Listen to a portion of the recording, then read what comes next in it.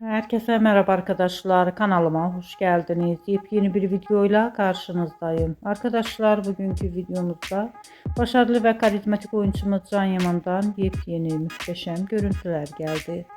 Can Yaman'ın farklı özel paylaşımlarını sizler için YouTube kanalımda video halinde sunuyorum arkadaşlar. Yepyeni projeleriyle gündeme gelen Can Yaman'ın yeni görüntülerini görmek istiyorsanız da kanalımı izlemeyi ve bildirim butonuna basmayı unutmayın.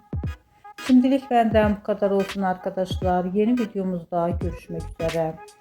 Hoşça kalın, sağlıklı kalın. Umarım videomu sona kadar izleyeceksiniz ve beğeneceksiniz. İyi seyirler arkadaşlar. Yepyeni videolarımla sizlerle olacağım. Hoşça kalın.